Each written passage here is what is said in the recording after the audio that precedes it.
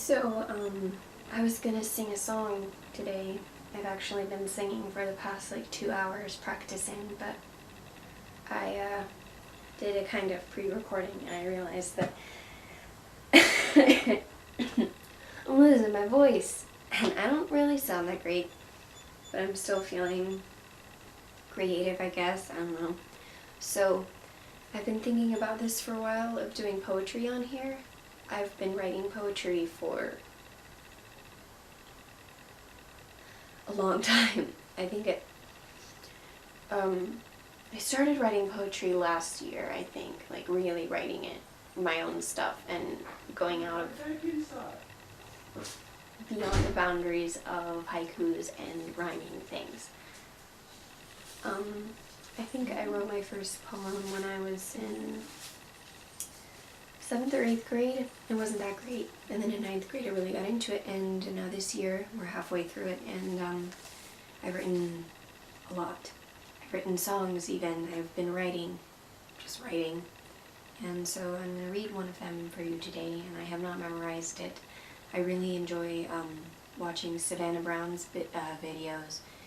She memorizes her poems, or so it seems anyway, and just speaks them incredibly, and it's really amazing to watch her videos, and she's very powerful, and she's definitely influenced me and kind of showed me you can read poems out loud, you can film that and you can put that up too. I thought that YouTube was so much more limited, and now I see all of these different things that you can do on here, and it's just really cool. So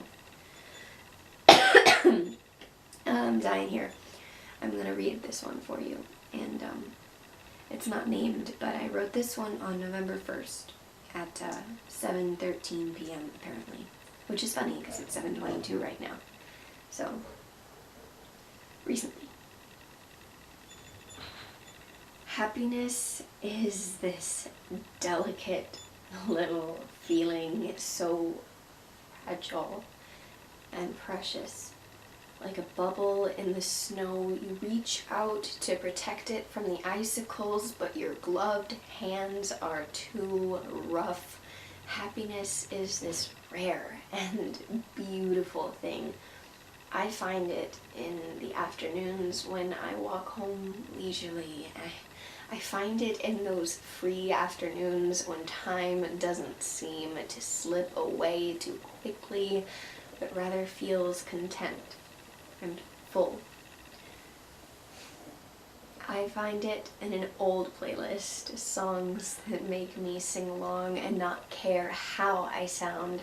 The kind that make me dance with my 2 left feet are the best. Sadness, on the other hand, is as constant and inescapable as sunsets and moon rises.